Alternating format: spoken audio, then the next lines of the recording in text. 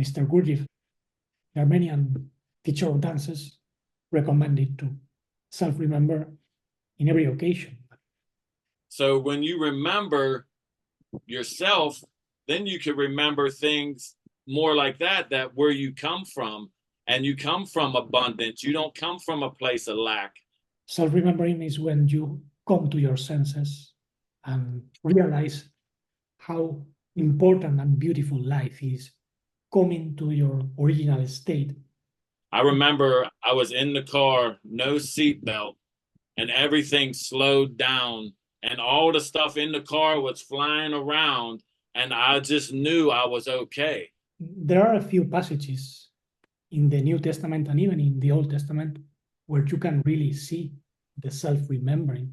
For instance, the masculine side of Adam, because Adam is made male and female. The word for male is tzeker, which is to remember.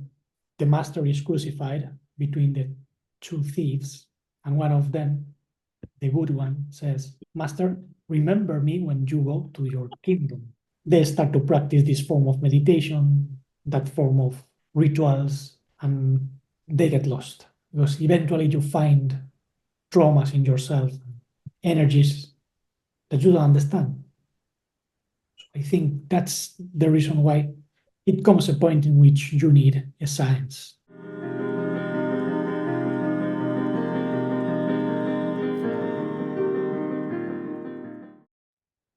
Welcome one more day to life in ENArmonya. Well, today I decided to speak about self-remembering, and I ask Frankie to join. How are you, Frankie? Very well, Fernando. Thank you. How is the weather like in that musical studio from which you are talking now? I'm sorry. Is it rainy or very hot? Here today it's pleasant actually. It's 70, low 70s and sunny, no humidity. Yeah, I know we're on a different scale. I use the Fahrenheit, you use the Celsius, and yeah, but so I don't know where how that translates over there in Celsius. And you are right now in Pennsylvania. Yes, in West Mifflin. Yeah, in Pennsylvania, West Mifflin, Pennsylvania, little suburb of Pittsburgh. We were speaking about self-remembering, and if I had to choose a way of describing this to someone who is totally ignorant about what we mean by self-remembering, I would say it's a state of consciousness which is different from a sleep when we go to sleep at night, but also from waking state, which is also a dream state, because we live with associations, thoughts that rarely stop. It's a constant stream of concepts, ideas, labels. But there are moments in which something feels different. It's an aliveness. You see yourself perceiving, you sense as if you were different.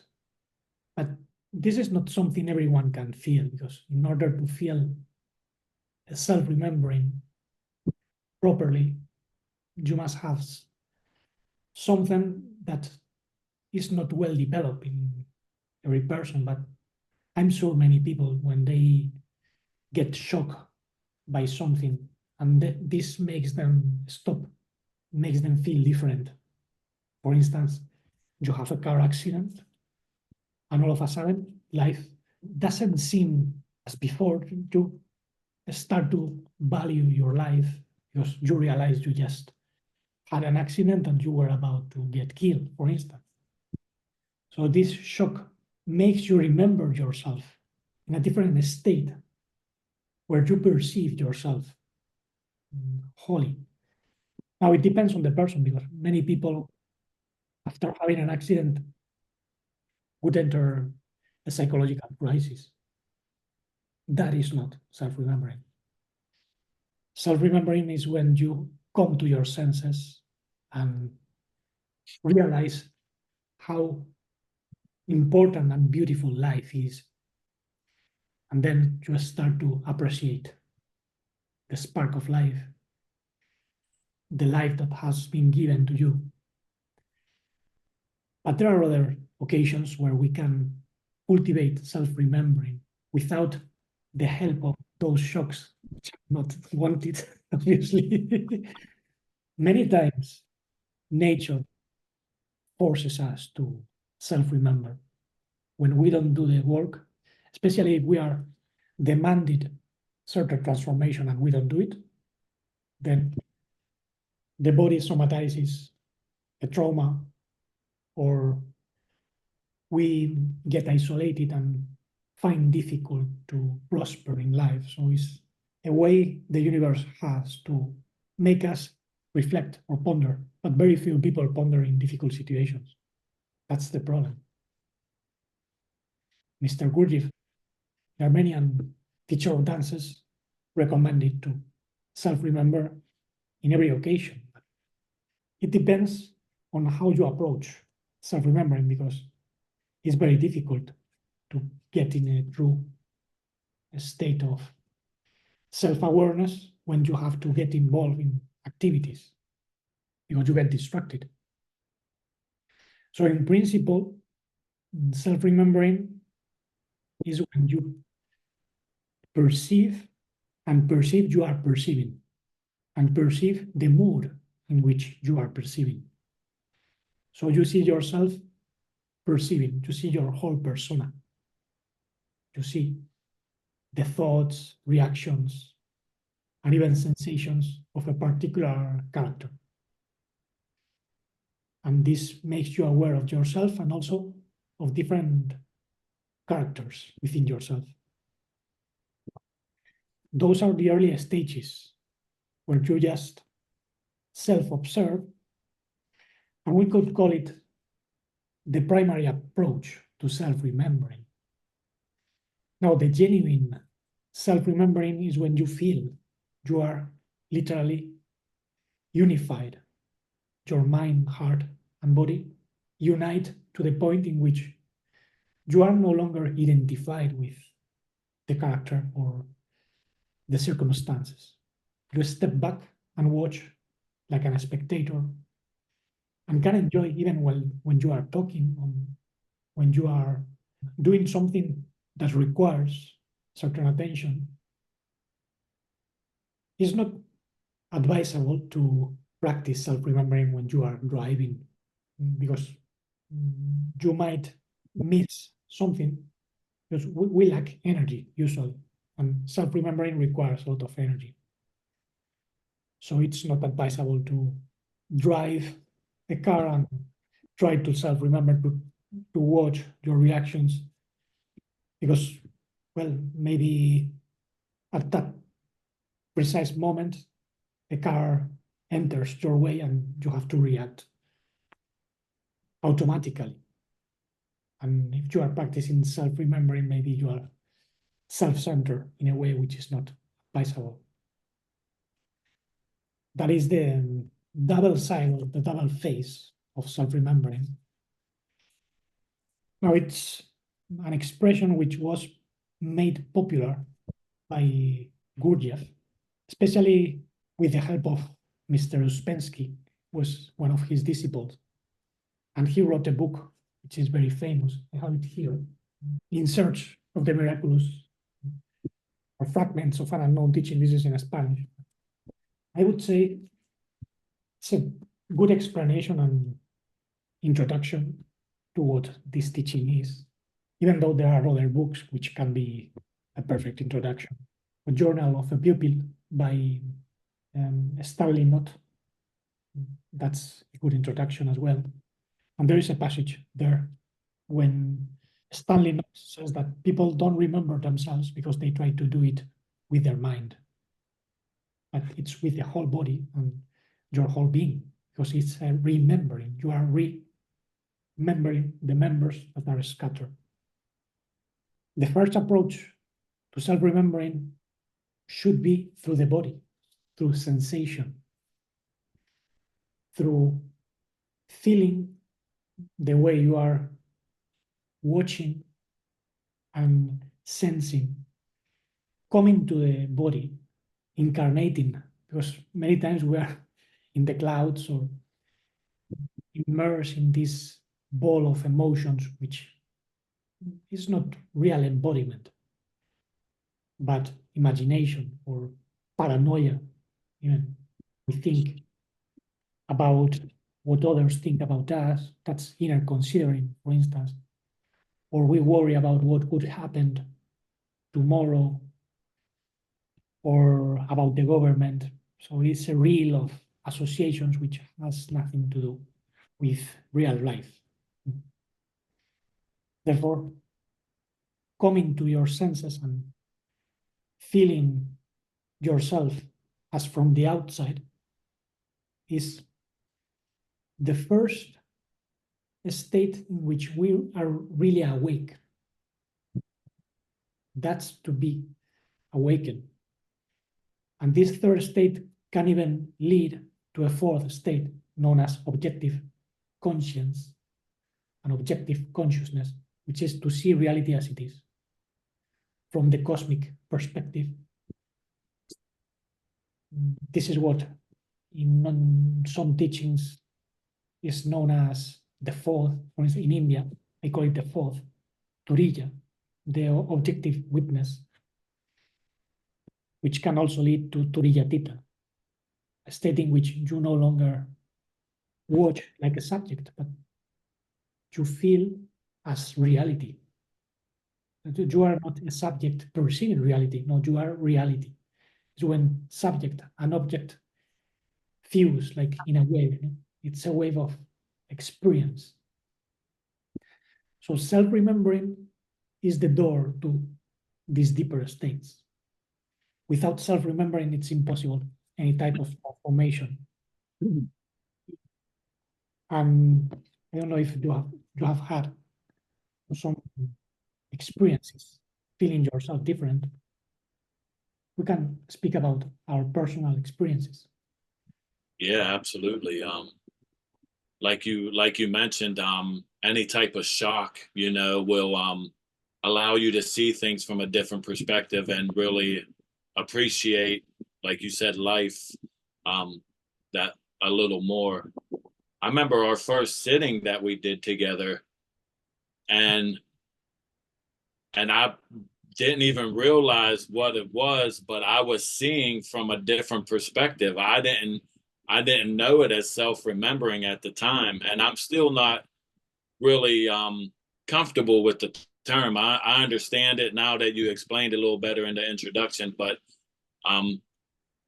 when we had our first sitting, it was like for a week after that, I was in this space where everything was okay.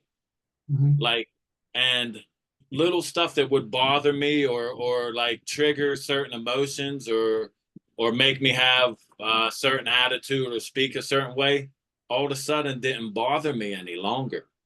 Mm-hmm. And I got a glimpse of the my true self, I guess you would say, a self-remembering. I was blessed with able to see that and know that that actually is real, tangible. It exists. It's a fuller life. It's a more peaceful, more serene, more in touch with everything, and you have a deeper understanding of your fellow people around you too, where it's okay for them to be who they are. You're okay with them where they're at in their journey. It no longer upsets you that they don't see or understand completely as you do, or you are in a different space. You know what I mean? It was really life changing and eye opening, and I look for that, in those sittings, and I get little glimpses of it still, even. And I'm telling you, it was for like a full week that I had like this energy. It was like I felt like an energy, like around me that just was full of self, you know, or I was remembering from a place that is, you know, deeper and more serene. And I do remember car accidents that I was in, a couple car accidents throughout my life, and thank goodness I'm still here. And I just remember like being, it felt like it was, you're supernaturally protected. I remember I was in the car, no seatbelt, and everything slowed down. It was happening so fast, but like to me, it happened so slow. The car was flipping over, and I was in the middle of the car, and all the stuff in the car was flying around, and I just knew I was okay. In that moment, I I knew knew I I was was be be fine, fine, be be fine. fine. And it was just like the shock of it happening took me to that place to where I know everything was okay. Mhm. You know, because when you're self-remembering and you know and I think it's a knowing. It comes down to not, it's above understanding. It's a knowing, like you know for sure in the fact that you're gonna be okay. And when you was given your introduction, you said another thing. I think you said, might have mentioned it twice.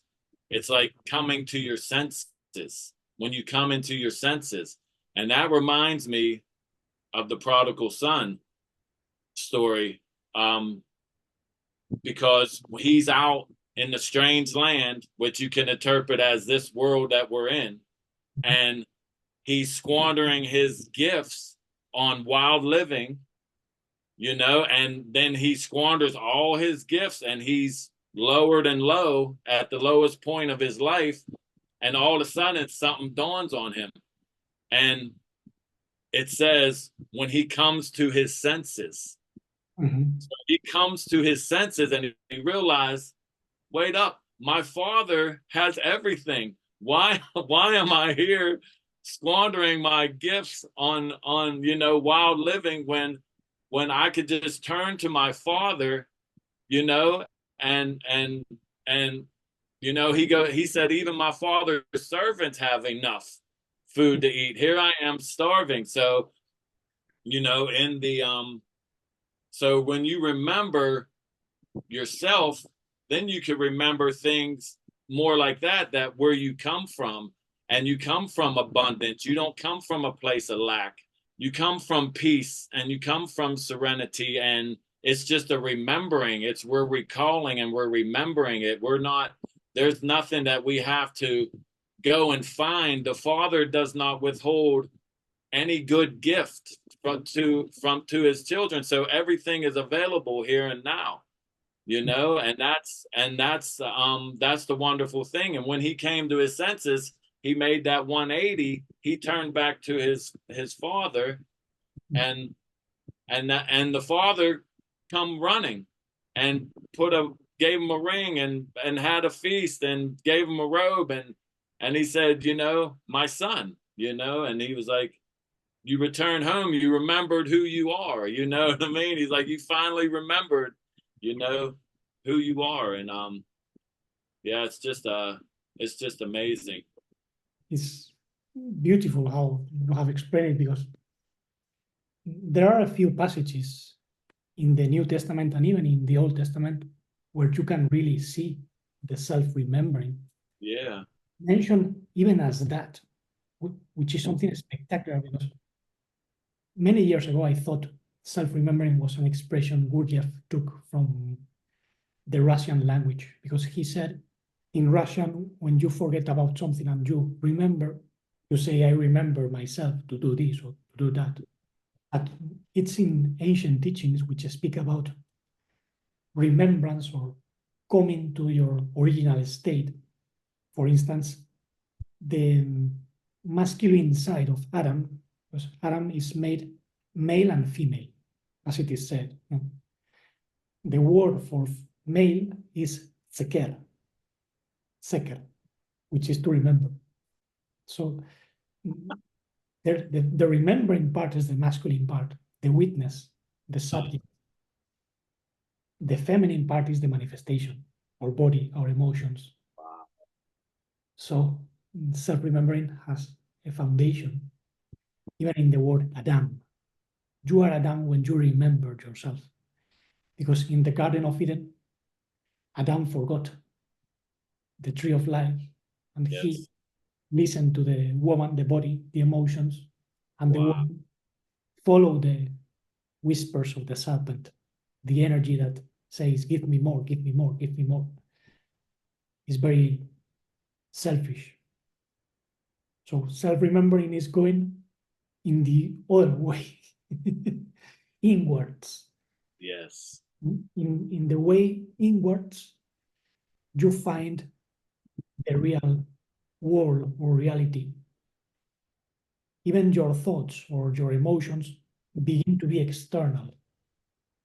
The real world of man, as Gurdjieff would say, is the world in which we lack nothing. We are in the kingdom. That's entering the kingdom.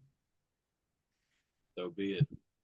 You mentioned some time ago the passage where the master is crucified between the two thieves, and one of them, the good one, says, Master, remember me when you go to your kingdom.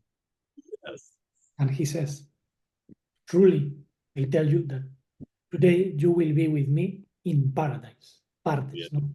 Pardes, that's an state. Because Right. the Yeah. good thief remembers, and that's shocking. Because the expression is remember. Remember. Yeah.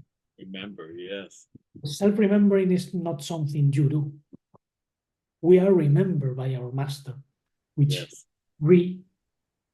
remembers the members that are scattered. We are the body of the Messiah, so to say, even though I hate that word Messiah.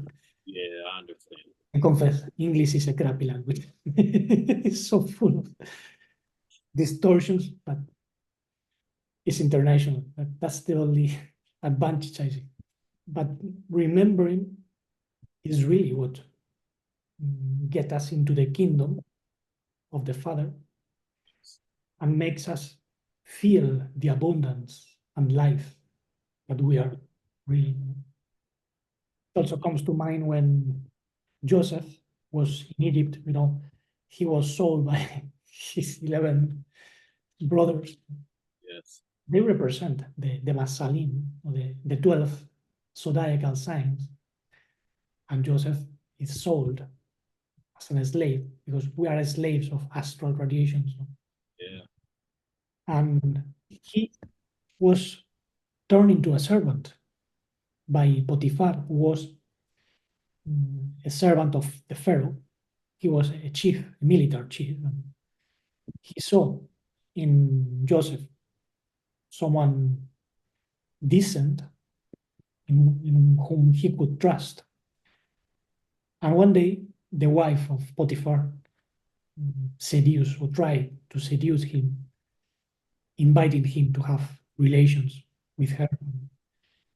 He remembered the face of his father, Jacob. Jacob is a representation of the soul that starts to be ENArmonya. Jacob was called Israel because he's the one that defeats the radiations from the moon, the planets, and makes an effort towards the absolute. Yashar El. Israel is a permutation or an expression derived from Yashar El, efforts towards El. El are the forces of the planets and the universe is electricity. So in a sense, we have to make an effort to remain awake and not driven by the passions, which are electromagnetical and electrochemical, and also astral. There are astral forces which science does not understand very well. And when we become Israel, then we can have this internal phase, which we could call the main delegate, true conscience. So that's what Jacob was And as a father of Joseph, he could be a factor of self-remembering for that soul. But today we even have a greater influence, which is the one sent by the master. I will send the helper from the Father. Yes. Helper is our true conscience, divine conscience, the delegate in our being, which is an impartial and objective watcher, a witness. That's another reference, no? In the book of the Apocalypse, we also hear about the two witnesses that are martyred. Who are the two witnesses that get killed? Well, I think it's an internal structure of consciousness and be the delegate steward and the subdelegate, the emotional and the mental, sometimes get killed when someone disobeys the voice of conscience. Even when we self-remember, we know something is not right, but get driven by the dark world. In most cases, because of lack of understanding.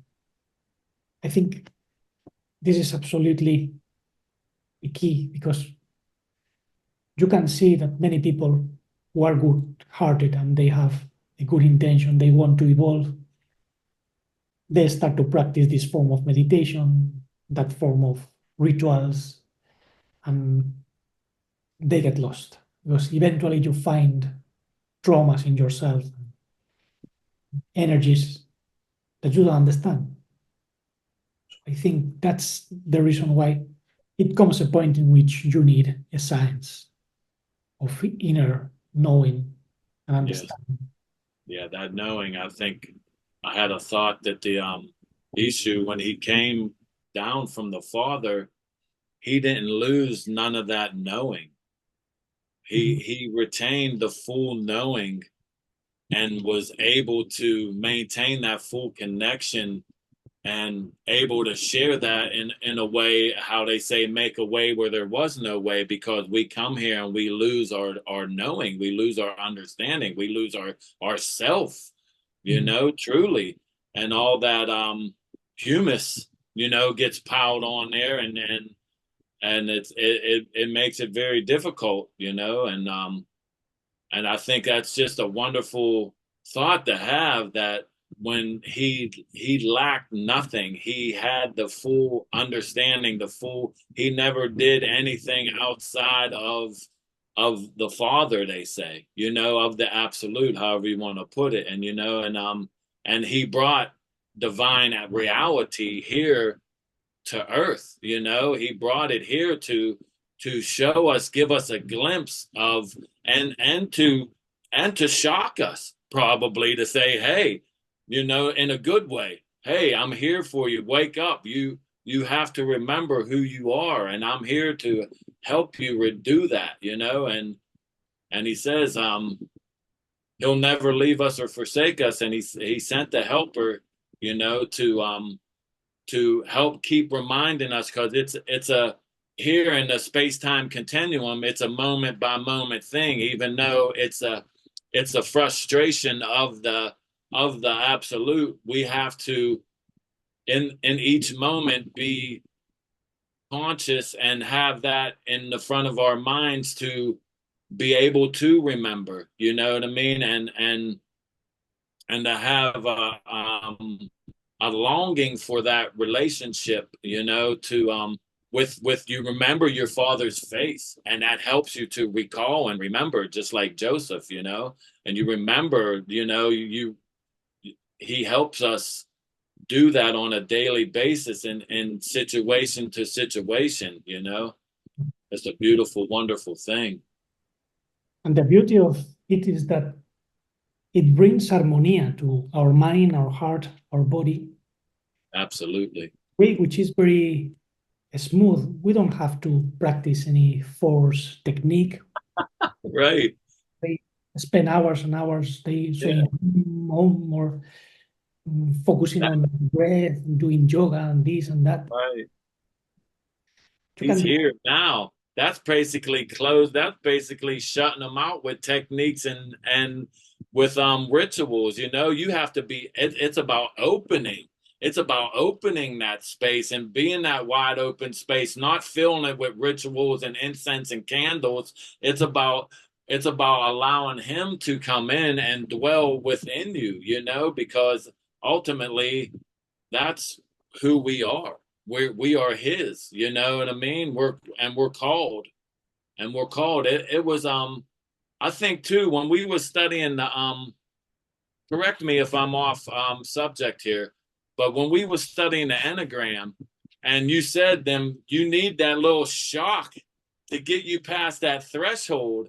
You know what I mean? I think it's kind of like the same thing of you know, he will allow them shocks to happen, you know, but he won't let nothing harm you. You know what I mean? But he'll allow those shocks so you could boom, be like, okay, that's a moment. Now that's an opportunity. He create an opportunity for you to really to remember and to carry that, you know, to every each and every moment, you know, and that opportunity is always there, no matter how subtle it might be. It could be that still small voice at times. It don't have to be a tragedy or a near averted tragedy. It could be something as subtle as like you said, nature blowing a a leaf past you or blowing a feather past you, and it just helps you, you know, recall and remember, you know, who you truly are, you know. Yes, actually, self-remembering is where you make the negative force holy. Because we can experience suffering, everyone suffers, but if you add a quality of attention and consciousness and realize even suffering can turn into a purifying fire, Mm. then you are adding a double impression, not just the impression of the suffering like a dog has, Yeah. or a human that feels afflicted. No, no, you suffer intentionally, as Gurdjieff said, Mm. because you make conscious something that you cannot avoid, but accept, you allow yourself to feel that pain for mercy, to help the universe purify something that almost no one, even the super angels that believe to be greater than us, and they came and fell, they did not remember themselves, Wow. did not perform the work properly. We, as humans, that in principle are made of just an animal nature, but are receiving also the vibrations of divine consciousness and conscience, Yes. need the reconciliation. And I have the diagram here. If you see the ENAgram as a tool for remembering what you are doing or inner work, and the first steps in self-study are self-observation, attention to yourself. Then you become aware of the two, the duality, opposites, obstacles. But you have to introduce a third element, which is the impulse of self-remembering, having an aim, compromise, and hope. Hope. Yes. And Hope you is a confident expectation. exactly. It's not a selfish expectation. You are not demanding something from reality, or you are not looking for results. Right. But you hope to be what you are meant to be. Yes, so be it. That's conscious hope. And obviously, when you practice this other state of awakening, then you start having the first glimpses of growth and presence. That's why you leave that week after the first sitting. Yes. That was amazing. Always happens when someone begins. Yeah. Then it gets weaker because we associate that maybe to a practice or Right. allow the work, the side of memories and expectations, and then it gives Yeah. quality. That's Absolutely. Mhm. I have lived that, especially in work weeks or in retreats, we can call them that way, because it's not a retreat, it's to face life with others. And then there are activities like gardening or theater, music, cooking, cleaning. That's the type of activity developed in fourth way groups. And in the first meetings, well, relief, shock. It gets normal after 3 or 4. You have to reawaken yourself, Yes. bring yourself to Wow. a alive state. The idea is to find that aliveness in ordinary circumstances. Yes, absolutely. Find joy in everything. Exactly. And this is something that we can do in our house, in our home, Yeah. with our family. Yes. The real value of self-remembering, not Right. in the wood or in a mountain. That's very easy. Obviously, when you go to a place like this, like the one I have behind, Yeah. this is in Ireland. Oh, That's a lake in Glentown, oh, yeah. the Wicklow. You are there and you hallucinate in color because that's beautiful and you feel well. It's very easy to self-remember in those places. Right.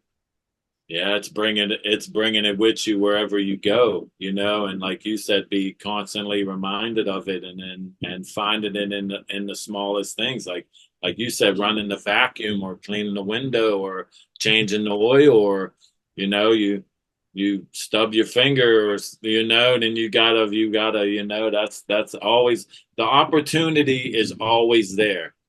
Yeah. It's always open, you know what I mean? So, and we gotta remember that we have that opportunity, in them moments, and then you put them moments together, and then you realize and you remember that it's just one moment anyway. Everything is just in one moment. So, and even though I don't, my brain don't fully grasp that, but my heart does. You know what I mean? So yeah, that's That's a wonderful thing. it's important to mm, gather energy in order to have more moments of true self-remembering. You Yes. cannot self-remember 24/7. It's Right. impossible. Even if we try to remember 2/3 of the day, we can't. 1/3 is very difficult. Go to the lake 1/3 of your day. Yes. So We should choose moments during the day where we can really be with ourselves. Sittings have that purpose, but sittings are not self-remembering. It's just a way to facilitate an entrance to self-remembering and also the development of energetic magnetism. Magnetism is built up when we do something that the body does not want to do. The body wants to rush from one right. to another. Those who are more energetic, I have a lot of energy. And since I was a kid, it was very difficult for me to stay quiet and still. But now, even science has proven that when we do something the body does not want to do, when we set some discipline, there is an area of the brain known as anterior cingulate area that grows up. And they found out that people who live longer, who have lesser illnesses, they have a greater cingulate, anterior cingulate area. However, those who have problems of coping with addictions, they have atrophy in that area.